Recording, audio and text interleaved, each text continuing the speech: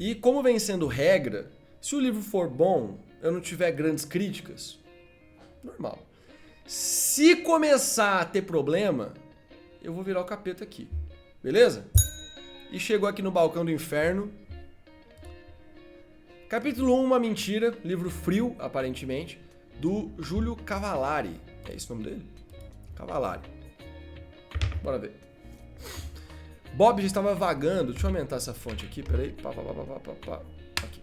Bob já estava vagando por aquela neve maldita durante alguns dias. Entretanto, sua busca por sobreviventes ainda não havia dado resultados.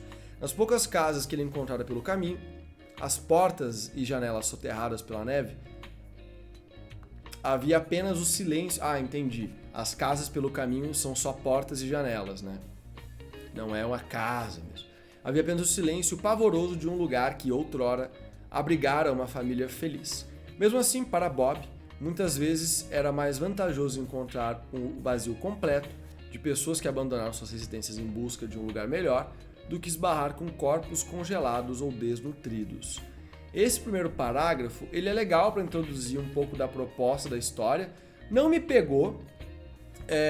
Um dos pontos que me fez não ser pego pelo primeiro parágrafo é porque Bob é um nome que eu tô cagando pro nome de Bob. Bob é nome de gringo, é nome de norte-americano, é nome de, tipo... É o nome que o roteirista norte-americano dá pra um personagem quando ele tá com preguiça. Aí o nome do bicho é Bob, tá ligado? Então, assim, o primeiro ponto é esse. Vocês sabem o meu problema com coisa gringa, não dá pra fingir.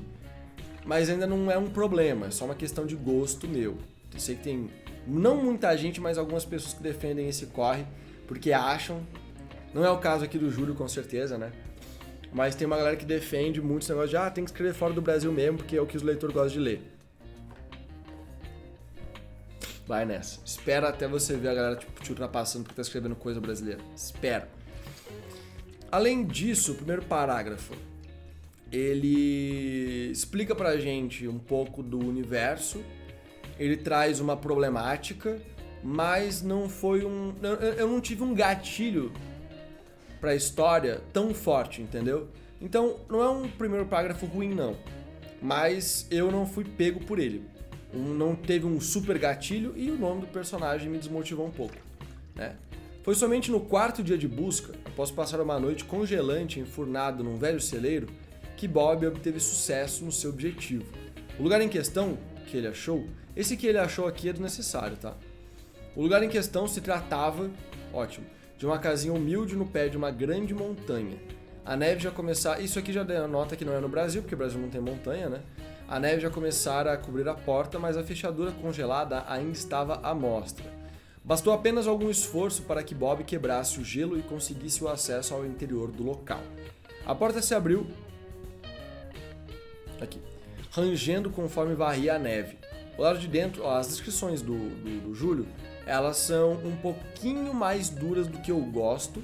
Eu prefiro uma literatura um pouco mais coloquial, um pouco mais contemporânea, mas a descrição dele é bem bonita. Então, tipo, presta atenção, a porta se abriu rangendo conforme varria a neve.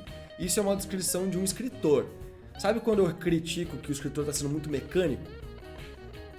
Quando essa frase poderia ser: o Bob puxou a porta e ela abriu.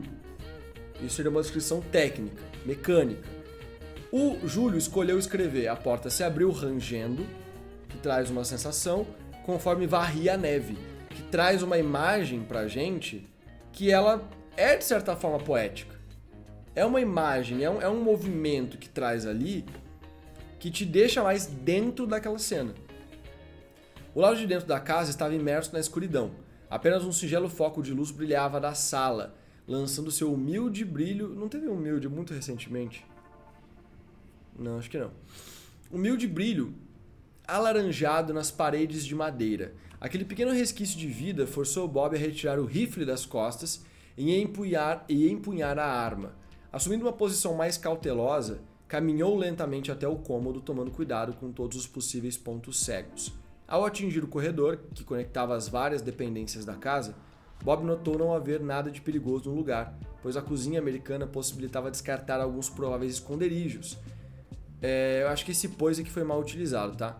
Não haver nada de perigoso no lugar, ponto. A cozinha americana possibilitava descartar alguns prováveis esconderijos, assim como a porta do banheiro aberta e os quartos revirados. Entendeu? Fica melhor, fica mais fluido.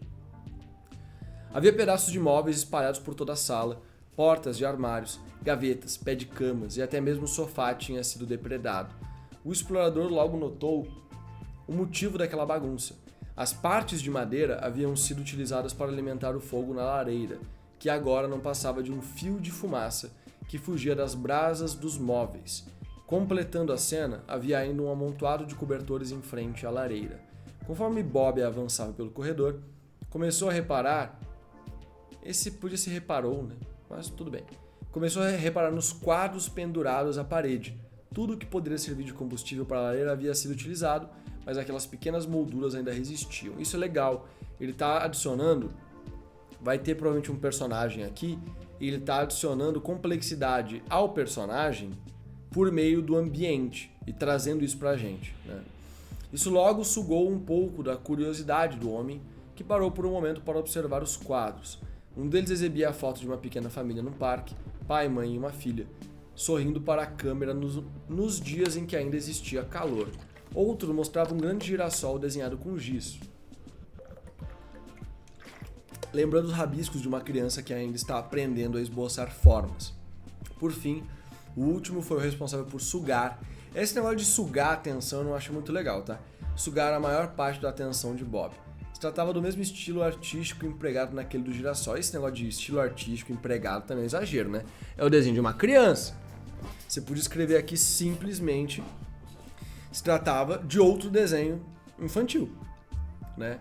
Mas a arte em si consistia na caracterização, palavra difícil, de 3 pessoas sorrindo, logo lembrando a primeira foto em família.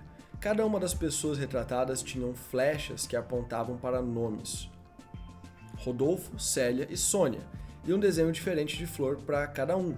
O pai era uma begônia, a mãe uma camélia, amo camélias, inclusive camélia na duologia das plumas vai ser algo bem relevante, e a filha uma cerejeira. Bob foi chamado de volta ao mundo real quando alguma coisa gemeu. Os olhos atentos, eu acho que essa parte dos quadros poderia ser reduzida, tá, Júlio?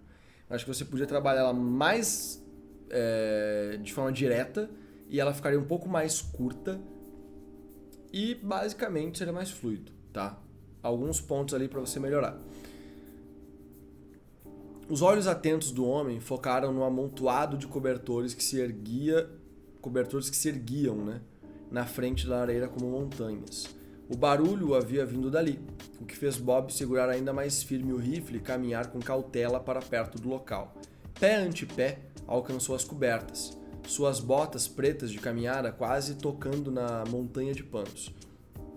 Com o rifle erguido, apenas com a mão direita, Bob usou os dedos livres para agarrar as mantas e puxá-las com cuidado.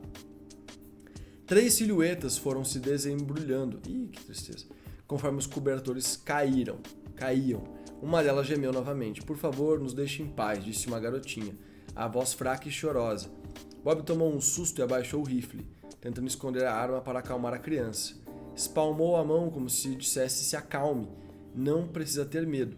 E então falou, não vou fazer mal para você ou os seus... Bom, aqui a gente já viu que o Júlio ele tá usando rifle, não, tá usando hífen e não travessão, tá? Isso é um erro, é errado. O correto em se usar em diálogos é travessão. Travessão se faz com... Depende do PC, mas no geral é contra o Alt e o traço, né? Se for no Docs, normalmente são 3 tracinhos, ele gera 1. Você pode alterar no seu Word ou Docs. As palavras faltaram quando Bob direcionou um olhar mais atento para a cena à sua frente. A garotinha estava espremida entre outras 2 pessoas. A julgar pelas fotos que Bob observara na parede, provavelmente aqueles 2 adultos que permaneciam imóveis ao lado da menina eram os pais dela. Entretanto, o que realmente causou a súbita perda de palavras do explorador foi o fato deles estarem mortos. Essa daí era a minha expectativa, né? Cena braba. Papai e mamãe ainda não acordaram, coitada da criança. Falou a menina, mas aqui ele usou corretamente o verbo descend, tá? Falou, né, um verbo descend, um verbo que continua, tem uma ação e tal.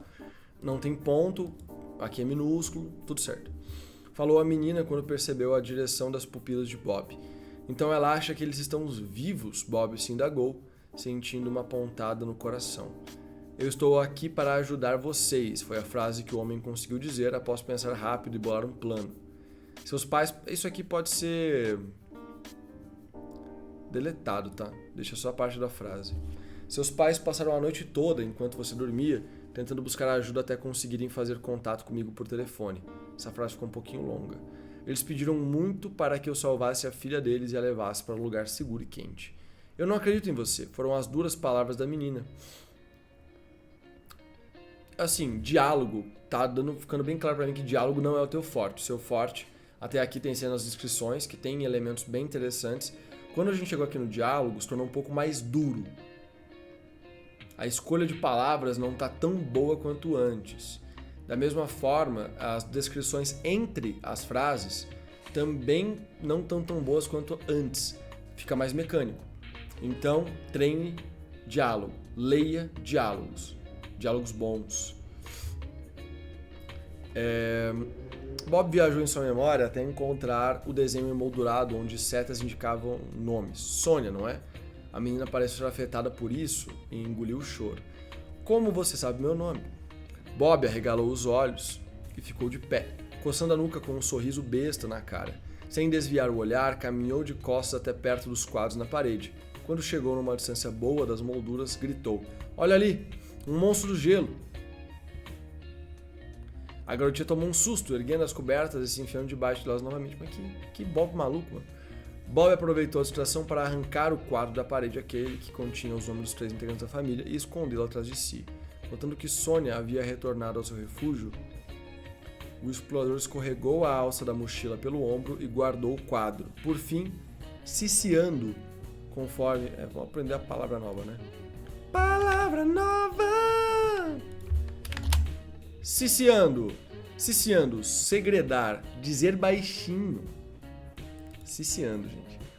Conforme alinhava a bolsa de volta nas costas, retomou calmamente para perto das mantas que se sacudiam por conta dos tremeliques de Sônia. Vamos parar por aqui, já chegamos aí em 12 minutos, mas é porque, em resumo, não vai dar para ler o texto inteiro, né?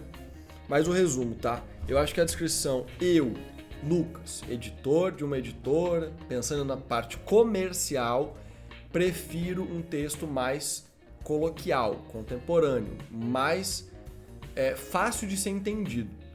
Isso quer dizer que tá certo ou tá errado? Nenhum dos dois, tá? Porque se você tiver um texto que tem palavras difíceis, você também tem um público.